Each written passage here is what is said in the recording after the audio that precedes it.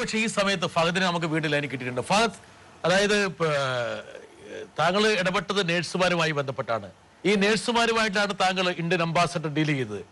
ഈ നേഴ്സുമാരുമായിട്ടുള്ള ഈ പറഞ്ഞ സംവാദം അല്ലെങ്കിൽ അവരുമായിട്ടുള്ള സംവേദനത, ഇതൊരു പക്ഷെ നിങ്ങൾ ഏതെങ്കിലും ജീവിത ഏടുകളിൽ നിന്ന് എടുത്താണോ അതെയോ മനസ്സിലാക്കാൻ ശ്രമിച്ചതാണോ? ഫഹദ്, ഈ കഥ പറയാൻ വന്നപ്പോ മഹേഷ് ഈ റിയൽ ഇൻസിഡന്റിന്റെ കുറെ ക്ലിപ്പിംഗ്സും വീഡിയോ ഫുട്ടേജ് ഒക്കെ കൊണ്ടുവന്നിരുന്നു.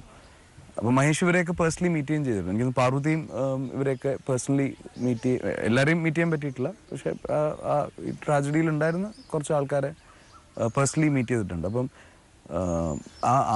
ആ റിയൽ ഫാക്ട്സ് വായിച്ചപ്പോൾ തന്നെ ഇത് തീർച്ചയായും എല്ലാവരും എന്താ പറയുക, ഇതൊരു സിനിമയ്ക്കൊക്കെ ഉപരി ഒരു ഹ്യൂമാനിറ്റേറിയൻ കൺസിഡറേഷൻ്റെ ഭാഗമായിട്ട് മറ്റാൾക്കാരെല്ലാം ഇതറിയണമെന്ന് എനിക്ക് ഭയങ്കരമായിട്ട് തോന്നി. അത് ഒരു പേപ്പർ ആർട്ടിക്കിളോ അല്ലെങ്കിൽ എന്തെങ്കിലും ന്യൂസ് ആറിൽ വന്നൊരു ഇതായി മാത്രം നിൽക്കാതെ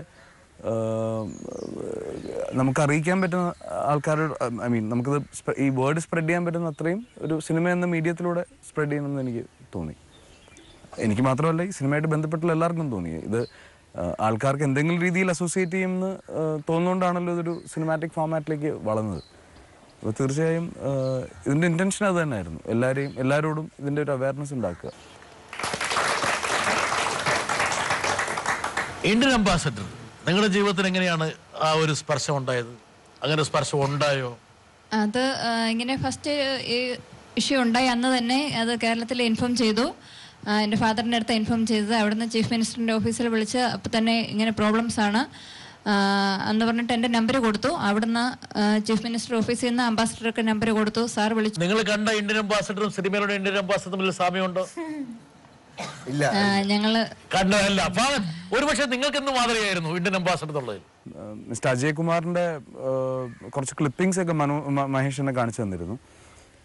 അപ്പം നമ്മൾ അതൊരു സിനിമാറ്റിക് വേർഷൻ ആകുമ്പോഴത്തേക്കും അതിൻ്റെതായിട്ടുള്ള ഒരു, കാരണം മഹേഷിനോട് ആദ്യമേ പറഞ്ഞിരുന്നത് നമ്മൾ ഒരു റിയൽ ഇൻസിഡൻ്റ് ആണെന്ന പേസിലായിരിക്കില്ല, നമുക്കൊരു സിനിമാറ്റിക് പേസിൽ ഇതിൻ്റെ ഇൻസിഡൻസ് ഒക്കെ സെയിം ആയിരിക്കാം, പക്ഷെ ഇതിൻ്റെ ഒരു പേസ് ഡിഫറെൻ്റ് ആണ്.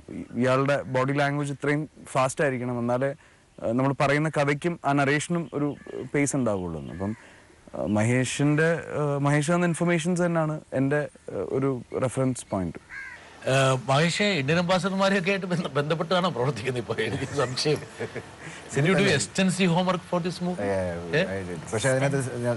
നേഴ്സുമാരുമായി ബന്ധപ്പെട്ടു, മെയിൽ നേഴ്സുമായിട്ട് ബന്ധപ്പെട്ടു, IS-മാരുമായിട്ട് ബന്ധപ്പെട്ടു. സിനിമയുടേതായിട്ടുള്ള ലിബർട്ടി, ക്രിയേറ്റീവ് ലിബർട്ടി നമ്മൾ എടുത്തിട്ടുണ്ട്. ഇവൻസിന്റെ മാപ്പാണ് മാത്രമാണ് നമ്മൾ ഉപയോഗിച്ചിരിക്കുന്നത്. ക്യാരക്ടേഴ്സ് ഫിക്ഷണലൈസ്ഡ് ആണ്. അപ്പോൾ അതുകൊണ്ട് തന്നെ നമ്മൾ ഇതിനകത്ത് മറ്റ് ഇപ്പം ഈവൻ റീസെൻ്റ് ആയിട്ട് നടന്ന ബംഗ്ലാദേശിൽ നടന്ന ആ IS ആക്രമണത്തിൻ്റെ അംശങ്ങൾ പോലും നമ്മൾ ഇതിനകത്തോട് ഉൾപ്പെടുത്തിയിട്ടുണ്ട്.